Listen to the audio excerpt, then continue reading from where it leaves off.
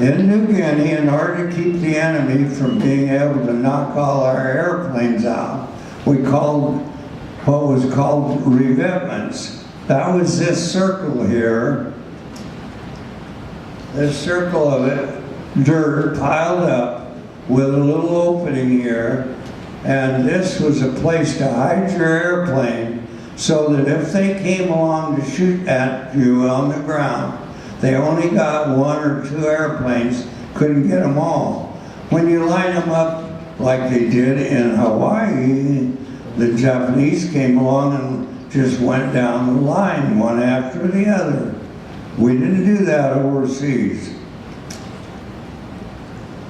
Yes, we lost people.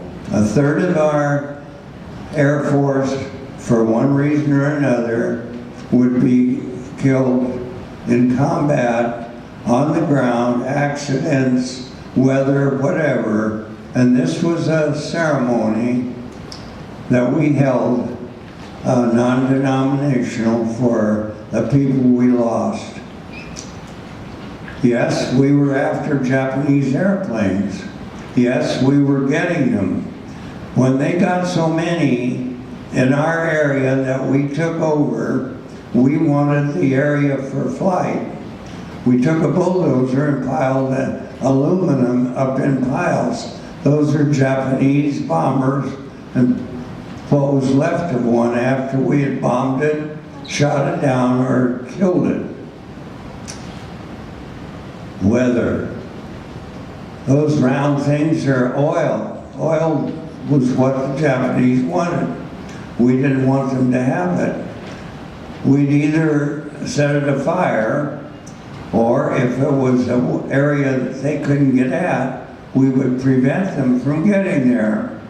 My whole job as a single engine fighter pilot, bomber pilot, was to prevent the enemy from having a nice, comfortable place to eat and sleep, and keep him from having any way of depriving us of our area, and to keep him from getting the oil or food.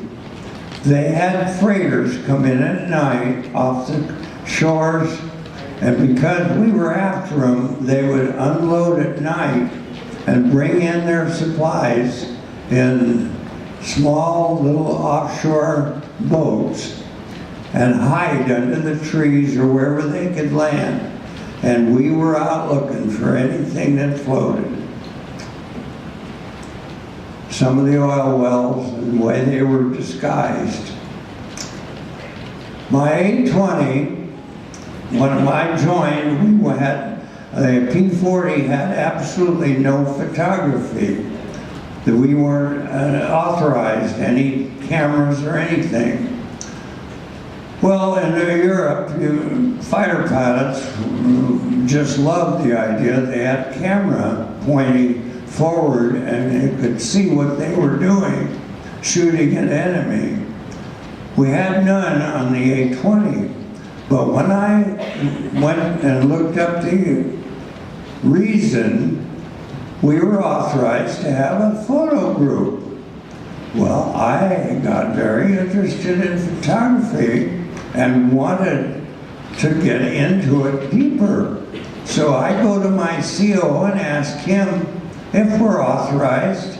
From the book, I said, yeah, we're authorized, a photo group, our own lab and so forth. Hey, you're the photo officer, Mr. Ted, you're in.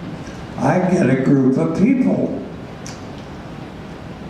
The thing, I'll tell you a little more about it in the area, but this series of 4 photographs was of an A-20 coming in over the target, getting hit, and hitting the water, and this is the event of what happens at 350 miles an hour with an aircraft hitting the water.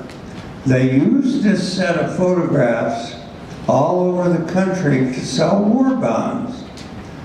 I don't know if you guys remember what a war bond was, but you'd buy it for 18 bucks or so, and at the end of its period, it was worth $25. $1.5. Well, they wanted the money to buy new aircraft.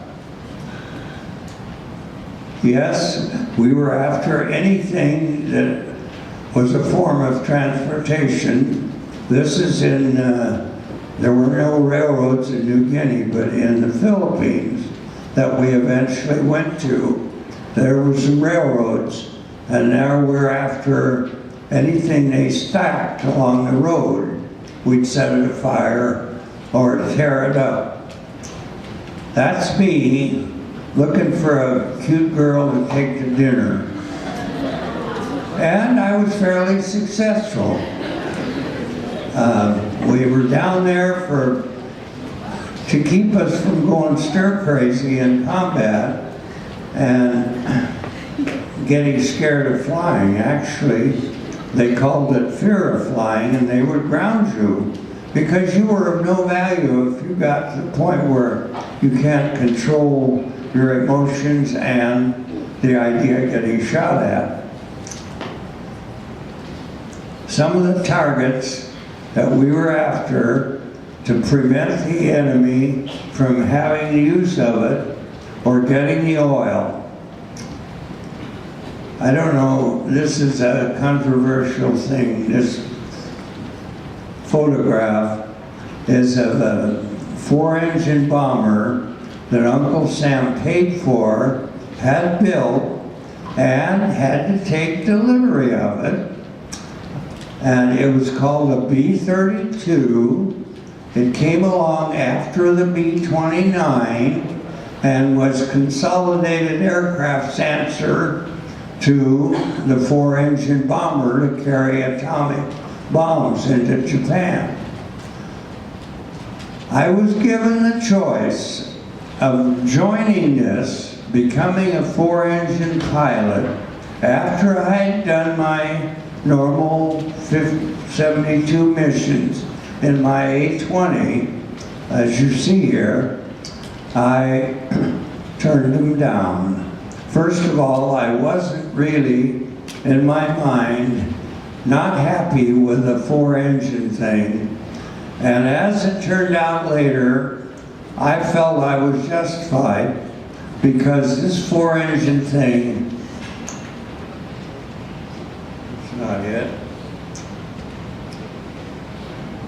That's a P-80 I flew after I came home. Right up here at the Edwards Air Force Base. That's where the shuttle used to land.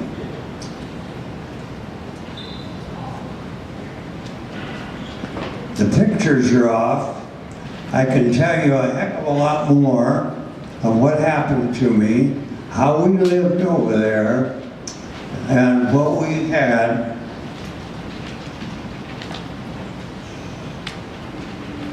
I have so much more pictures. I have a whole stack of them here in a brochure, and I'm going to have to make more of them up for this presentation. But it gives you an idea of what a high school graduate, not much older than you guys, happened to me in Portland, Oregon, and where I went, what life was like. The pay wasn't any great big thing. It was better than we were working for at home, but I didn't gamble and play cards much. Some of the crazies over there, between cigarettes and gambling, they wound up with no money. I sent money home and actually had a little bank account by the time I got back from combat overseas. So, any of you guys think about it? You got a question or so? I'll try to answer. I was over there for almost 3 years, flew all that time, came home, and right here at Orange County, there was a base there where Orange Coast College is right today, and it was a center for cadet training early and for use after the war to send us home after we weren't needed anymore for combat. Pilots at that time, finding a job wasn't easy, and airlines weren't hiring very much. If you did try to get on, it was co-pilot for a number of years, even the airlines.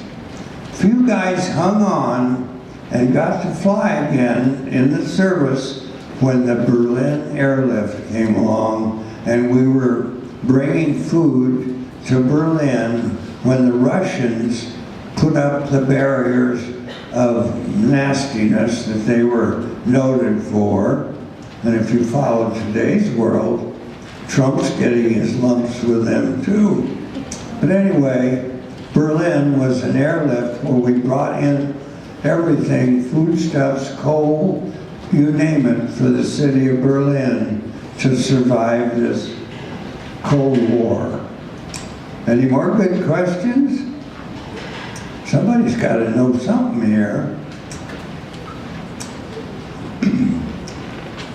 I flew after the war here in Orange County and delivered airplanes from the Long Beach base that I was at, called the 6th Ferry Group, and I wound up getting checked out in all the single engine stuff and getting able to learn to fly that early jet that you just saw on the pictures, and had a good time, peacetime.